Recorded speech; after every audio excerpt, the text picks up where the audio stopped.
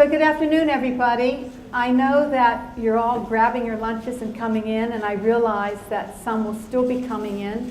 But in an effort to keep us on time, I think we ought to get started. So that way, some of you may want to ask questions of our honoree today, and I don't want to deprive you of that experience.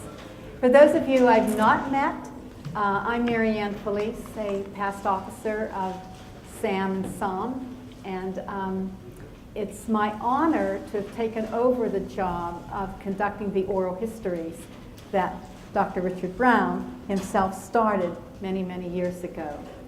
And convincing Dick to be one of our honored historical interviews took an awful lot because he did not want to do this.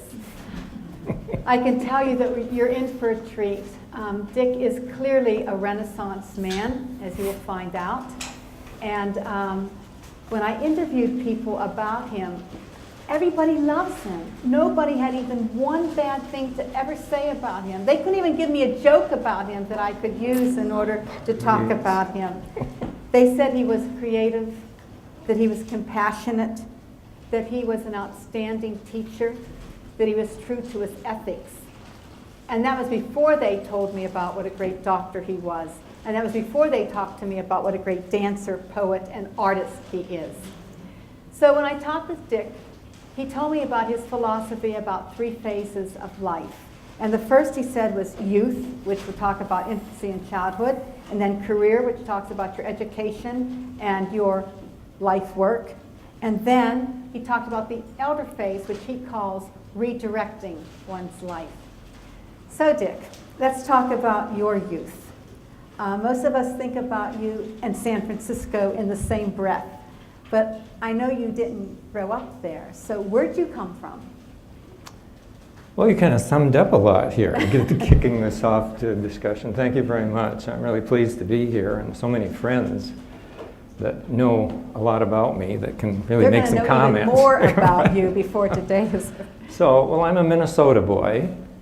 And I was born in 1938 in Minneapolis and grew up there, and would spend summers at my mother's farm, my family farm in the lake country in Minnesota. So I had a childhood that went back and forth between being in the country and being in the city, and my whole life has been kind of like that. I need both in a lot of ways. And so I was an only child, happily, but I had a lot of cousins, I had a lot of aunts and uncles, and a big neighborhood, cohesive kind of community, so that I had a lot of good interaction. I had some really wild aunts. Aunts are the ones that can give you the scoop on things. If you really wanted to know about something that was a secret in the family, I'd always check with one of the aunts, and they'd kind of spill the beans, and then I would understand what was going on. So they were very valuable. And I had my grandparents. I had a very wonderful grandmother who I would be with a lot. So you had a lot of family support. Yeah. Mm-hmm. Now, if I recall, though, somebody in your mother's side family came over on the Mayflower? Yeah. The Whoa, family is, Sarah Jenny, the family name on my mother's side, was born en route from England to Plymouth in, I think, 1623. That's what you told me. Yeah, and her family developed the Jenny grist mill and beer in Plymouth, and it's still there. The mill is still there. So in Plymouth, Massachusetts. Massachusetts. Oh, yeah. So those of us from Massachusetts, we have to go find that place. Yeah. So and then your father came over to Prince Edward Island, and then to Minnesota. Ancestry, it came from Devon in England. And we've gone back and visited our family. There's a manor house near Exeter that we've visited, and so I have that long connection in Devon of England. Yeah. And if I recall, you're part Neanderthal? 2.9% Neanderthal. I got my genes tested. I'm very proud of that, actually, 2.9. I highly recommend it. You get increased immunity if you have Neanderthal genes. That's what you informed me about. Yeah. So that was one of the outcomes of my genetic study. Of himself. So How did you get interested in going into adolescent medicine? Because you've been such a force in advocacy for children in the juvenile justice system, et cetera. How did you get interested to become an adolescent Well, I was in the medicine Air doctor? Force in the Berry Plan during the Vietnam War, and I was in Dayton, Ohio at Wright-Patterson Air Force Base, and there were a lot of high-ranking people there that had teenagers. And so I sort of found an interest in seeing the teenagers there. As a younger person, I did a lot of youth group work too. So I have been interested in young people, somewhat older kids. And then I called Dale Garrell. Dale Garrell, our Yeah, first Garrell. president, for those of us. And I said, Dale, what do you think? And so he advised me to, well, I got accepted under the GI Bill to Boston Children's and to Children's UCSF in San Francisco. And so I did both. I ended up spending a few months at Children's in Boston, got to know the people there, and like Esther Ann Grace was one of my co-fellows there and all. And then I came out to California, and it was right during the flower child period. Charlie was amongst us in this whole thing too. And I volunteered at the Haight-Ashbury Clinic and got involved with alternate lifestyle work that was very challenging for us out there with all the drugs and things. And so it was a whole different world. Boston and San Francisco were in different places at that time. So it's an And Bob exciting time. Maslin was the Yes, he was there. representative. Yeah, Bob Maslin was. So it was a very nice kind of more formal introduction to adolescent medicine being there. And then coming out to San Francisco was a whole different scene. So when did you come to San Francisco? After the fellowship training? No, I had my fellowship in San Francisco as well. Oh, that's right. It was And combined, then you yeah. combined mhm, the both. Yeah. And then went to St. So I did a year and a half, sort of, in doing that. And the entire time you've been at San Francisco General Hospital? Yes, most all the time. I first was the medical director of the San Francisco Juvenile Court. They needed to organize a medical program. And I was there for some time, and when I stopped, and again, people from Charlie's program kind of took it over and have continued it, and it's become I think, a very solid program. And I got involved with state juvenile justice. We formed a California Juvenile Justice Healthcare Committee, and we had annual conferences. Iris Litt was one of our first speakers at our conference. She came and talked about her work at Rikers Island and everything. And then, This was when she was still at Montefiore in New no, York? let's see. I think Maybe, so. yes, maybe because she the was two of still you there. were- I can't remember. So Yes, I love I it. think- There's a yeah. bi-coastal sort of flavor Yeah. about you sometimes. Yeah, uh-huh. And the two of you were working together, if I Yes, recall, yes, on, that's on right. that program, Mhm. developing policies, actually. I think. Policies and standards. We worked on standards of care in the juvenile court in California. We had Diane Watson, the legislator, come early on. She was a relatively younger woman then, and now she's in the House of Representatives, I think. She was a very nice speaker. And you're involved with Abigail? Abigail, yes, Abigail. Yes, a lot with Abigail. That was when we got the Robert Johnson Foundation grant and all. And a lot of us in the country got a grant. Maybe you were involved with one too. San Diego. And Charlie was with me on that, and Ira Friedman. And Abigail was fortunately in San Francisco. And so she was a wonderful expansion of what we were trying to do, to work with kids in we called it kids in high-risk situations. Not high-risk kids, but kids that are in high-risk situations. Just like bullying, we don't call it a bully, we call it one that does harm in the restorative justice system that we work with. And so, well, anyway, Abigail was a wonderful help, and I have a lot of stories I could tell about Abigail, and I was trying to We've do done things. Abigail before Yes, last okay. year. This time we tell Okay. stories about you. Yeah. So in this process, so you met Dixie somewhere along the Well, line here. 56 years ago, I met Dixie. And so Dixie's been with me throughout the whole thing. We got married 2 weeks before medical school started. And so we've been married 53 years, and it's been a wonderful life. And you met, though, in Minnesota. We met in Minnesota. Yes. And then from there, she's followed you all of these ways. And 2 children. Yeah, 2 and wonderful 2 children. grandchildren. Two boys, 2 wonderful boys, 11 and 12, yeah. So that sort of gets us through your career time as Okay. well. I just want to mention a couple things because we've got young people in the room, and I want to make sure that the history of the organization stays fresh with people. So you've been active in SAHM and SAHM all of your career, like many of us Right, were. yeah. What are some of the things that are highlights from your work when you were working here? Well, I remember just first starting, there was a person that I sort of talked to find out how I might get involved, a couple of us, I don't remember who it was. And so we met with this person, Edie Moore. And I didn't know Edie. And I remember in this cafeteria, we sat down, we had coffee, and she was sitting there trying to explain, oh yes, there's things you can do, and you can get involved, and you get on committees and everything. I remember we had on the community services committee or something with Edie. And so that started a very intense, wonderful friendship and professional support for me. And Edie is here today. I'm so happy. Drove 12 hours to get down here today. So it's really exciting having her here.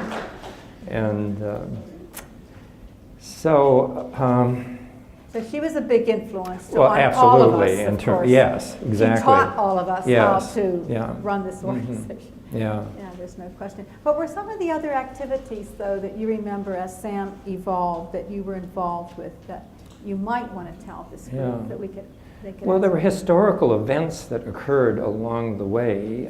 I sort of, going farther back, have followed a lot of the civil rights things. When I was in college, we drove from St. Paul down to Ohio University at Athens, Ohio, to hear Martin Luther King Jr. and at a conference. And so I had a chance to see him and to hear him speak, and to hear him in person was an extremely powerful experience for me. And so there were kids from all over the country that went down. He was predicting that there was going to be a great movement in the country ahead, and he needed to have the support of all the students, college students, and all of this. And we were all nodding in agreement. And so that was kind of my introduction into that interest in the civil rights movement. And then being in San Francisco during the feminist movement was a bit of a jolt as well. And so... Explain that, well, Dick. Exactly when I was in the what Air you- Force, when I'd come in the nursing station, they'd stand up. The nurses would stand up when I came into the room. When I got to San Francisco after the Air Force, no one was standing up. And it was an eye-opener. It was a process, and I'd open the door for somebody and they might say, well, I can do that myself in that period. But it was also good, and it was part of another civil rights movement. All these things are still in process, but it was pretty acute there when I first got into San Francisco. The feminist movement was really full steam at that time. And then, of course, it was probably at San Francisco General were some of the early trying to understand what was going on with this odd infection that was happening in the city. Yes. And the discovery then of the HIV virus and all of the research that went into that, and our work around HIV testing, and we had a national conference, and Abigail was very supportive in trying to figure out how to proceed with a lot of these things legally and ethically, and how to do testing and where, and we had some adventures with doing that. We went to a street youth project to suggest that they might do HIV testing, and it was like 2 years before that would be possible, and we got a real backlash from the community about the idea, because it could be potentially victimizing them and then get out, and the whole confidentiality thing and all. But within, I think, 2 or 3 years, they were starting to test. So it was kind of our stepping into that, and Abigail was with us with that.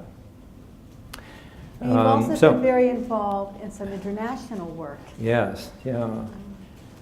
So, you know, being in the city, I was involved with homeless and runaway youth, and I had a lot of kids that I saw clinically who were in that category. And so I became interested in that, and we wrote a grant with Berkeley to go down to Brazil as an educational kind of thing, and also to consult and all. And so a group of us went, I think we went 3 years down there, and that's where we met Evelyn Eisenstein, wonderful Evelyn. Charlie's going down there to work with her for a week this year. I'm really pleased. We interviewed Evelyn last year. Last year. And Abigail 2 years ago. Yeah, so you know, so I was with Evelyn down there, and it was very, this is very much of a side, but I'll tell it anyway. She had me speak to the American Brazilian Society or something. And she said, now I want you to wear your butterfly, but you don't wear your butterfly on the street, you'll get mugged, because you bring your butterfly, and when we get you in the conference, then you put your butterfly on, and then it'll be okay, because you'd be a sitting duck if you wear this thing on the street and everything. So Charlie, you're going to have to remember that too. So she wanted me to wear my bow tie, but to be careful. And, so it was wonderful to work with her and see the kind of struggles in what was probably even more of a third world environment at that time. A lot has happened in Brazil since then, though, too. And then I had a chance to go to India for a conference as well in Delhi, which was another very interesting experience. Anything else that you can pull out from that you want us to know? Well, that sounds okay. You see my notes are okay? Yeah, all right. But you know, I also want to bring up historically that you started this history session in which you interviewed folks from the field of adolescent medicine. Why did you do that? Because it's obviously continued even though you're not doing it anymore. Well, in the early years, the real contact we could have with senior people would be to get invited to a dinner or something, and we'd sit around, and John Peel, some of you know, I'd go with him sometimes because we came together, and so that was an inn. And Martin Wolfish was part of that, and a lot of people. And I thought, this is really intriguing, hearing about the lives of some of these people. Some had come from Europe, and some had experienced a lot of the, like Natalia Tanner, who I became very close with, telling about her experience with the whole civil rights issues. And so I said, you know, the organization should have an opportunity to hear about some of the lives of our members. And so I decided, rather than try to get invited to a dinner or something, you know, I decided to do this and also I have a philosophy. I was involved with the first meeting on qualitative research, and Michael Rich was involved at that time, and we had Michael Friedman from London. Wasn't it Friedman? From London. Anyway, and he told about his qualitative research in Africa, the first meeting that we had. And then that really took off, and I didn't participate quite so much soon after that. But a lot of things then developed. So explain, what's the qualitative research you have to do with the oral histories? Your N of well, one I'm not theory. sure. Yeah. The N of one theory, isn't it, that you were telling me about? Yes, that's what it is. Thank you.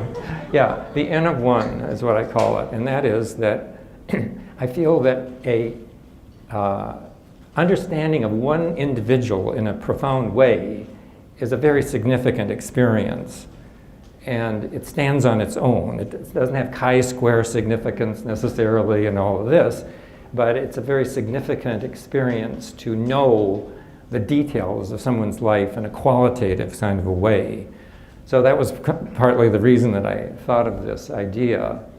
And that we can learn a lot from just one story, as you know. I mean, that's one person. You know, one. Sometimes I feel that in adolescent medicine, every single one of us who go into this field, because many of us went into it when it wasn't popular, one story that we all have one story, Yes. every single one of us. Yes, that's right. And I can see why you took advantage of that. Yeah. But in addition, you did this at San Francisco General. Yeah, I did. You actually did this for grand rounds. Yeah, every year I would do at least, or maybe sometimes twice, grand rounds on an interview of a very interesting leader in the city. This is at San Francisco General. And for example, I had Moses Grossman. There was a big turnout for his interview since he had immigrated from China to California and all. And so I did that through a lot of my senior years at the hospital.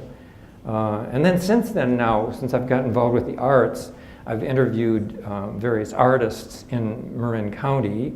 Anna Halperin, the dancer who I work with, you know, Anna. Yeah, so I've danced with her many years. She's a wonderful, wonderful person. And so I did an interview with Anna. And I interviewed also various poets over the time. And it's just something that and actually every week every month, there's an opening of an art show in Marin. And so people gather and I interview all the artists that are in the show. And they tell me, usually I'm not saying very much. I'm feeling a little uncomfortable talking so much. I'm usually asking the questions and being able to sit back and kind of say, well, now tell me about your childhood, you know. So this is kind of unusual. I know. So talkative. Yeah. And I know I can't do it as well as you, so I'm doing my very, you're doing very fine. Best. So this moves us into your third phase that we talked about a little bit, which you called redirection as compared to retirement. And speaking of Anna, whom I did speak to by phone. Did you talk to Anna? I talked about her. I had a She called everybody. He gave me this list. I called everybody who taught him art, dance, music, whatever it was, poetry. Even somebody who said, a psychologist who worked with you who said, every year you got the Outstanding Teacher Award from all the young psychologists in training. Great love of Dick Brown. But Anna, 93 years old and still dancing. This is my kind of woman, you know, I want to meet her. But she told me that you got into the rest of the arts through your dancing. Yes. Is that true? I think that's right. Well, talk to us a little bit. Because I did that before I retired, actually. She was a neighbor of ours where we live, and so I've been able to walk over to her studio from our house. And so she was very well known in the community. So I just started, I was really nervous the first time I went over there. But she is the most down-to-earth, kind of solid person. She's just very humane. One of the things she did just recently, I think last year, is she went to Israel, gathered together women, Palestinian and Israeli women, in a big group, and they had their whole dance and ceremony thing on a walkway in Jerusalem that her husband, Lawrence Halperin, had designed before he died. Wow. He did the new Roosevelt Memorial in Washington, Lawrence Halperin. And so she did that when she was 92. She danced in Paris. She got rave reviews. She went to the Joyce Theater in New York and at the Kennedy Center. She danced and everything. So she's a power that be. So what kind of dancing were you doing? Yeah. So about you, not Anna. So no, what kind of I mean, dancing it's just with were Anna. You it's with Anna, yeah. But what kind of dancing were you? Well, you have to come and see. I can do a demo right here. No. No, she, let's see. It's a philosophy. She's very anti-ballet and very anti-yoga because you stretch and you hurt your body. So it's about releasing. And so you start off with an exercise that's releasing and letting go and all this kind of thing. And then after that, it's a very spontaneous, she sets a mood about things.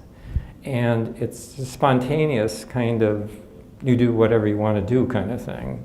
But you develop a certain, and she has exercises in which you actually choreograph something. So there's some order to it. Oh yes, or drummers. They're drummers. They're drummers. Yeah, really good drummers. She's a drummer. Oh yeah, right. Yeah. I hit the drums, and sometimes it's in time to music. But you know, I'm trying to learn drums. So yes, there's drummers, and so they really get it going. You know. So it's a wonderful thing. So there is a beat, and there's. Oh, absolutely. Yes, there's a beat. So then, from your dance, releasing the inner you coming out and the artistic you, you then moved into which other of the arts? Well, I can tell how this all evolved in a way. When I was ready to retire, I did morning pages. I don't know if you know about the artist's way in morning pages, but it's what I did is in the morning you sit down and you just write for 20 minutes. And you write on anything that comes to mind. You never have to read it again, but it's kind of like a writing meditation. And so I'd write for 20 minutes and I'd think about, and included in time, what do I want to do before I die kind of topic or something, you know, so you write along. And so it was after doing that for some weeks, actually, that there were certain things that I wanted to do while I was still around that wasn't in, you know, the medical arena that I loved and was very fulfilling and a great life. But there were other things on the agenda. And so this kind of evolved, and I started taking a preliminary poetry class with a really good teacher who taught the craft. 4 years I took it with Tom Centolella, and he's taught a lot of, and then I've had contact. We have Robert Hass, who has a place in Marin. We have Kay Ryan, who was poet laureate for two times. We have Jane Hirschfield in Marin. We just have a wealth of outstanding poets in the county. And we have I went to the Amherst Writers Conference, Squaw Valley, Napa Valley. I've gone a few times. So I've had a chance to really experience really good poets. The other thing about redirecting is the ability to start out as a novice again. It's like adolescence. And so you need all those same brain cells that we were hearing about today and all those circuits and everything. Those get really activated again, I can tell you, in doing something like this. And so it's kind of a dare that you're going to try something that you really never thought you could do in your and you have to ask, well, what's an alliteration and consonants and assonance and line breaks and enjambment and all this? I didn't know any of that kind of thing. And so, and there was a certain pleasure in starting something new again. Learning something. But there is something about that I think is exciting. And so it took hold, and now I've really spent a lot of time with this whole thing. But, and then, so dance, and then poetry, yeah. and then your art. Yeah. Tell us about your artwork. Yeah. Well, that's, there's an art center in Marin, the O'Hanlon Center for the Arts, and they have had workshops there, and I've always been interested in actually doing art, and so I did monoprinting. I started with monoprinting, and it's a technique in which you make one thing ultimately, and you have a brayer and ink and things, and it's a real exploration. It's not like finger painting. I remember finger painting in 5th grade, you know, where you're really slopping around. It gets kind of close to that sometimes, but it's monoprinting. And then I've done pastels, and it's just something. And I do ekphrastic work. You know what that means? Spell it. Ekphrastic. It's Greek. And what it means is a piece of art that is inspired from another piece of art.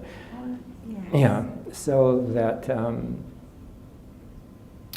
there's some famous pieces that are done after art. And so actually sometimes when I have a piece that I show, I actually have a poem that goes with it. So it's an ekphrastic poem that fits in with the piece that I did. How cool is that? Yeah, it's fun. You guys need to get involved with some of this stuff.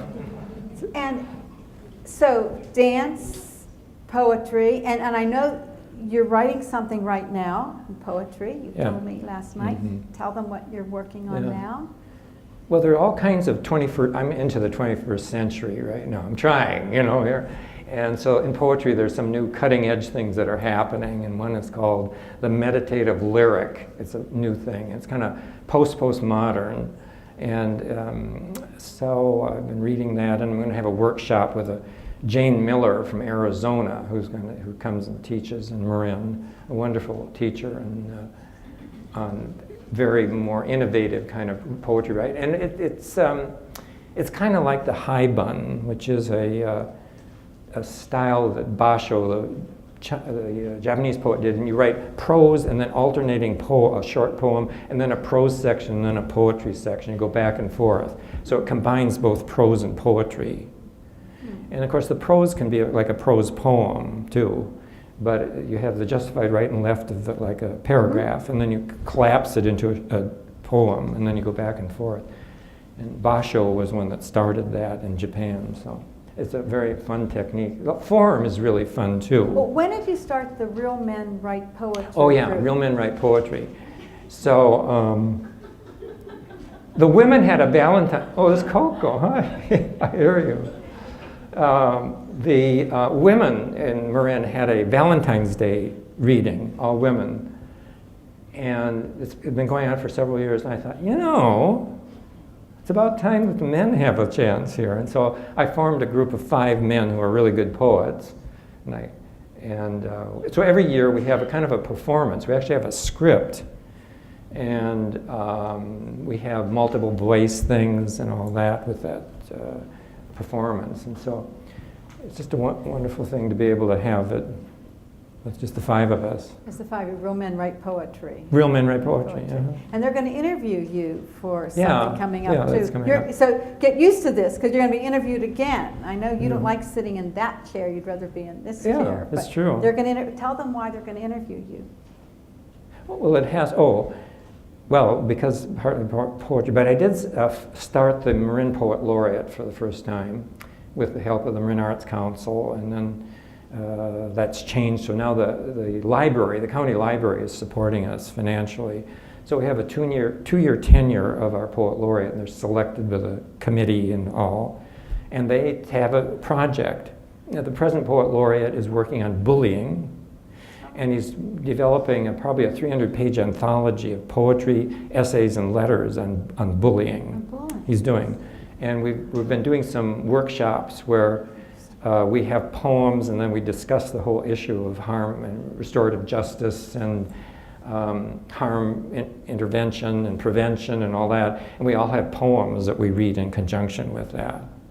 So we've been doing a few of those workshops. So you are so active in your county, it's unbelievable. You've not slowed down since you've retired at all. No, it's redirecting. It's just fun to explore a whole nother aspect of being human, I think. And it's another side of the brain. All this is, dipping into a different way of functioning, and it's very rewarding and enjoyable. So I want to make sure that this group has a chance to ask you questions. Would that be okay Sure. with you if Yeah. we did that? So the rest of you, I've been asking him questions. He's had a very interesting life, but I know I've probably skipped over areas that may be of importance to some of you. So I'd like to invite you to ask Dick questions or correct his history. Yes, I'm sure that's in order too. Charlie probably has some corrections anyway, here. Whatsoever. Is there anything that you all would like to ask him about? While you're thinking, there is something else I could tell about. Okay. And that is that when I was in college, I did liberal arts education, and my English teacher was Donald Justice, who ended up being a Pulitzer Prize winning poet. And he was very impactful, actually. In that year, we read lots of poetry for the first time. It was a big introduction for me to that. And then when I was in medical school, T.S. Eliot came to the University of Minnesota. There was a link with the University of Minnesota and some publications and all. So I actually saw T.S. Eliot just before he died, and it was amazing to see him, and I've written a poem about that whole experience of seeing him in the auditorium with 60,000 people. You would have touched me? Do you have it with you? No. No, I wanted you to read your poem. If I'd realized that, I would have said, read your poem for us about T.S. Eliot. So it was fun to be able to see him and all. And as you know, he's the great founder of modern poetry and very influential. But anyway. Anybody have any questions that you want? Yes, Abigail. Abigail. Well, it's not quite a correction, but it's Okay. sort of an amplification on the incident that you mentioned with the youth work in... Can you stand up so people Can you all hear her in the back? No, so can you stand up a little bit, Abigail? As I said, this is not quite a correction, it's more of an amplification on the incident that you mentioned with the HIV testing, Yes. the HIV epidemic in San Francisco, and our meeting with the Street Youth Center really built on an event where the mayor of San Francisco had asked the public health department to pick up all the street youth, the boys, on Polk Street and bring them in and test them for HIV. Yes. And so a task force was formed, and you were on it and I was on it, about whether this was a wise thing to do. And the task force concluded that since there was not yet treatment and there were ethical complexities, that wasn't a wise thing to do. And then we were asked to come over and talk with the street youth Larkin project. Street Youth And Center. the reason I'm mentioning it is not to correct the record, but to just comment that you were so sensitive to the concerns of the street youth workers. And you, I think, really helped them make a transition from being entirely sort of resistant to ever thinking about any kind of HIV testing to thinking in a much more nuanced way. And I think that's one of your strengths. And so I just think it's important for people here who have not known you going all the way back to those early days of the HIV epidemic to be aware of that kind of strength that you have about helping people understand. Thank you. Yeah, I had a lot of help from my friends, including you, at that time, because it was a very tricky situation, as you remember. And so I wouldn't have done it by myself, I think, actually. In fact, what Abigail brings up, other people brought up about your ability to see things like that, talk with people, explain them, draw them in a very compassionate, understanding way. Anna told me a story about a young man in one of the workshops that you were in with her. He was in his 20s, and he took to you, but was having trouble fitting in, and she was amazed watching you interact with him, communicating with him. Your compassion was outstanding, she said to me, and that's why everybody likes him. He's so humanistic. And I think that's you were giving an example of his clinical career where he did the exact same thing and still is doing it in whatever career you're in right now, you're still doing it. That's such a lovely story. Anybody else want to add stories? Yes, tell me your name. And my name is Bettina Flegel, and I'm from New York, and I'm currently medical director for the Department of Juvenile Justice. So I'm really interested in the work that you did there, in your career. But actually, my question is not about that. I'm also an artist and a painter, and so I was interested to hear how you described it as learning something new, which I definitely appreciate. But I also found out for me, because I came to it, I would say I came to it once I finished residency. I was working for about 5-6 years, and that's how I started becoming interested in art, was through a newfound discovery for a passion for architecture. But I found that it was, for me, a rediscovery of something that I actually was very interested in when I was probably a preteen. And I didn't realize that. And in college, I didn't do any of it. My college friends say I'm Grandma Moses kind of thing.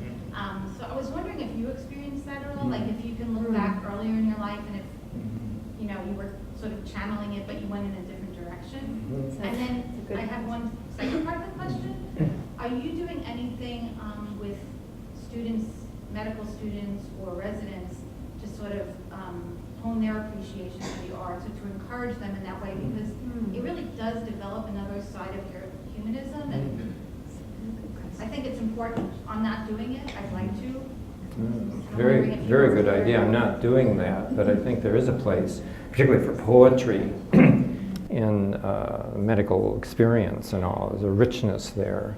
In terms of the first thing you said, just hearing this wonderful Gallagher lecture today about the brain and how certain neurons and synapses are developed at a certain point, and then there's cutting back and all. So I do think that some of these powerful early experiences are very definitely embedded in us and can be so I totally agree. I mean, Miss McQuarrie in 5th grade said that I could really do some good art and stuff, and she let me put the art up on the board. I remember Miss McQuarrie, So Yeah, so it's things like that that you don't forget. It's just these little experiences, sort of little, but there's a seed there, and I think it's valuable for us to explore as we have this third phase in life. What are some of those embedded desires and interests?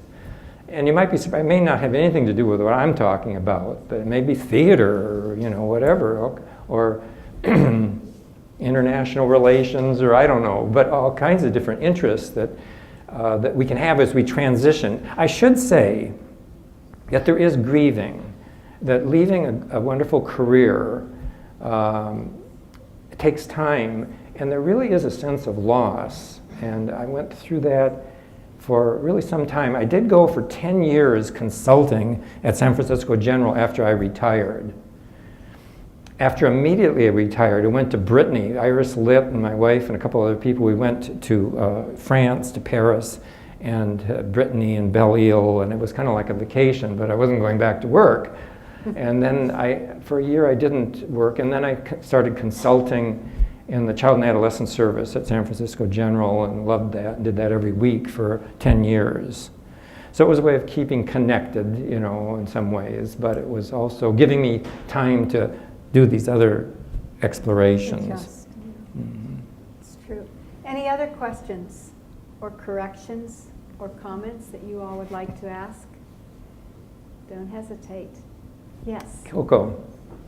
I just want Introduce yourself Yeah. to the rest. Sorry, so I'm Coco Armswald, and I was a student at UCSF, and I was thinking I wanted to go into adolescent medicine in, 1980 something, probably 89, and I was really nervous about introducing myself to this Dr. Brown, who I didn't know was interested in adolescent medicine, and I was shaking like a leaf when I walked up to you at San Francisco General, because I hadn't spoken to anyone who was in adolescent medicine at that point, and you were in that elevator lobby, and that was the beginning of a very long mentorship. And so I just wanted to say something on behalf of, I'm just one of an army of people you mentored, and that I spent a lot of time in clinic with you, just like a lot of other people did,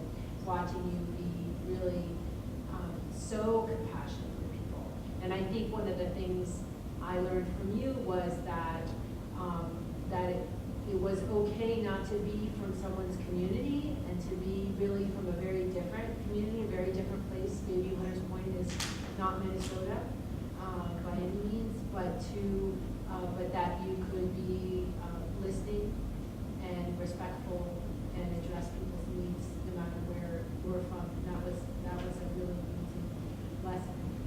The thing that I was wondering if you could expand on a little bit was just what it was like for you to be president of SAHM, and what that was like for you. Because I remember being very proud of you and totally been elected years ago. Okay, I'll answer. First of all, thank you very much. The whole experience is reciprocal in the sense, I think, for a lot of us that do teaching, we get such a energy and great feeling by being with younger people that are just beginning. It's part of the real great reward of being in more of an academic, teaching program. And so there's a very strong reciprocal reward in the whole thing. It's just wonderful. So I'm very grateful for that. And the second thing was about... When you were president. Oh, yes. Okay, well, it was really a great honor for me.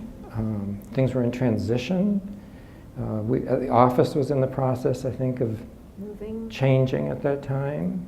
Edie can correct me on some of these things. It was So moving from one place to another. Another was a big thing that year. And of course the HIV stuff was going. We had a couple national conferences at that time around HIV and early interventions and all. Was an exciting part of that year for me.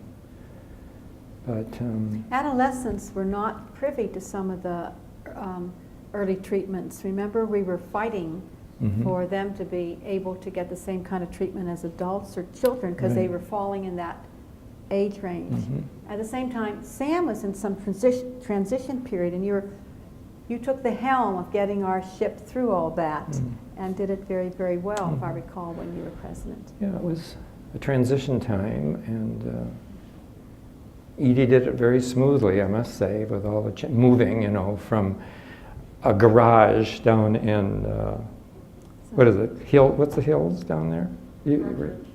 Park Ridge. Granada Hills. Yeah, Granada Hills? Granada Hills. Granada Hills. Yeah. Moving from there, and I'd go down there a few times when you were developing it, and you know, part of the house was devoted to this new organization, to the society, and so going and having an office and moving to Kansas City was a big change, and I think it went quite gracefully. It did, went very well. You know, Yeah. something was brought up about your teaching that I want to mention, and that is many people told me that you got many teaching awards, but Iris pointed out to me that you were not real comfortable standing up giving a lecture to people. You preferred to teach by role play, and you had a different philosophy of teaching. Is that true? Do you have, is that, was she accurate? Yeah, I like to do role playing. Actually, we did SAHM a few times here. We had some role playing exercise. I can't remember who I did it with, to see how you can use role play as teaching various issues with adolescents. It was really fun to do. Yeah, forgot about that. Yeah, that's too, is part Yeah. of your history of how you've influenced the field. Charlie, did I see your Charlie, you have some corrections here now? Wait a minute, and who are you? Could you introduce Yeah. yourself, please, to this group? Yeah, I'm Dr. Charlie Irwin, and I head the Division of Adolescent Medicine, Adolescent and Adult Medicine at UCSF. And Dick was really instrumental in San Francisco, and in terms of the development of the division at UCSF. He really, his generosity in the very early years of our division, when we were struggling to get off the ground, you came and did these, speaking about his teaching, he would come and do these sessions after our clinic. And he would sit there and kind of pull out of us what was going on, and really, you know, it was a tremendous gift for all of us. And he gave weekly, and our residents participated, our faculty. I think I learned more than the residents did, but it was just this incredible opportunity to. And then you actually were very instrumental in bringing all of us to SAHM. And to really bring us in, getting us to meet all these rock stars that we had read about and heard about, and it was fantastic. But one of the great stories that I have, Dick and I were in charge of this high-risk youth program that was funded by Robert Wood Johnson. And so we all had these terrible site visits that the whole team would arrive, and like Dick and I would be like horrors about what they were to spring on us this time, and that about what they needed to know, what data we hadn't collected, or whatever. So we ended up at Larkin Street, which most of you know if you've ever lived in San Francisco. It's a program for at-risk young people, gay and transgender. And so the head of the RWJ kept on querying all the young people about pregnancy testing, and about did they have a pregnancy prevention program and everything. All these young people were looking at the site visits, are like, what planet are you all from?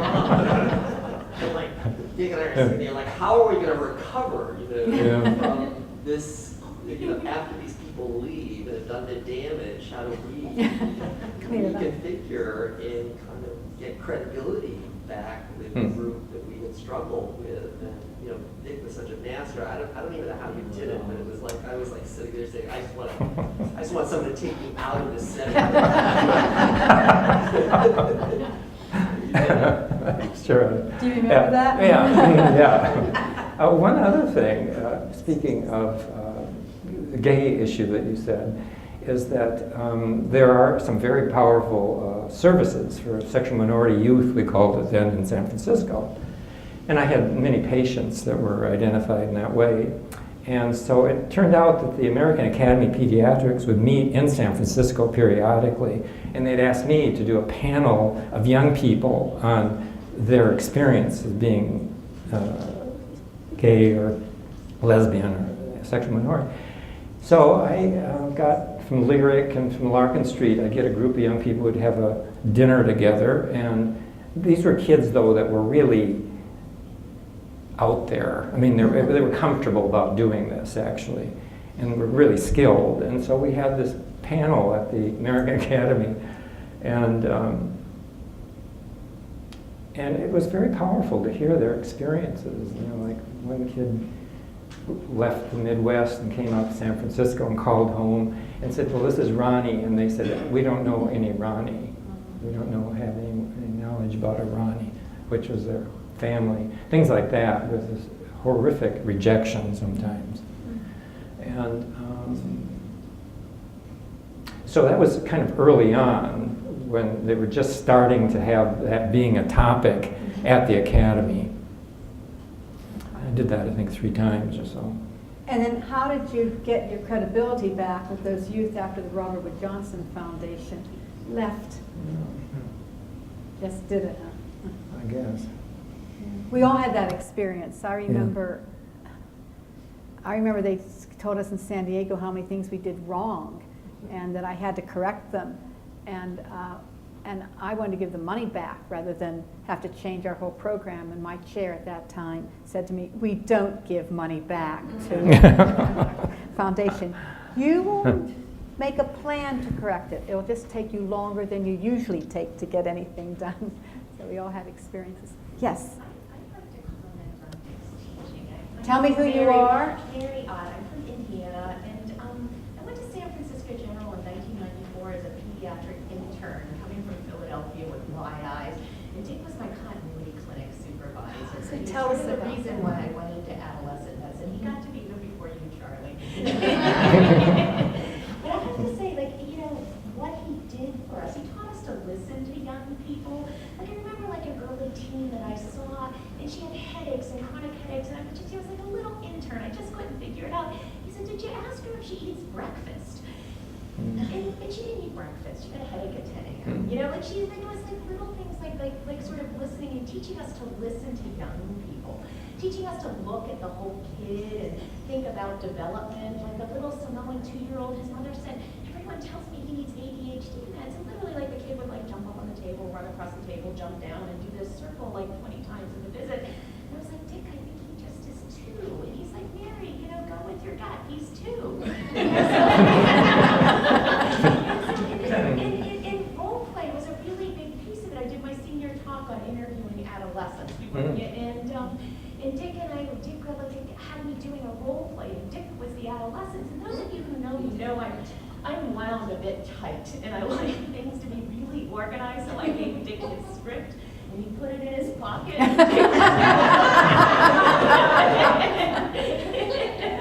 It's really sort of has pushed us all. I mean, it's really had been such a formative piece of my medical education and becoming an adolescent doc. And I just can't thank him enough. Thank you. Well, I planted this room, actually. I've had all these people. Thank you. Well, I want to say that I really am happy that you're doing this now, Marianne, and continuing a tradition, and you're doing very well. I'm doing okay. Thank you. You are a tough person to interview. There's so much with you that I don't want to. Right. So I know there's somebody else Nicolette wants, is back Nikki. there. Nicolette, can you say who you are? I'm Nicolette Collins, and when I used to teach before I went to medical school, and so when I went to medical school, I went there just to deal with adolescents. When I got to San Francisco, I went to UCSF. When I got to San Francisco, I said, is there anybody who's interested in adolescents that I could hook up with? And everybody said, Dick Brown. And he took me under my wing, and all the things that you've heard, he's just absolutely wonderful. He helped shape me. I was one of his fellows. I worked for him at UCSF, and good or bad, what I am as a student is Dick. But one of the things I wanted to say that I didn't hear mentioned is that Dick has an incredible sense of humor.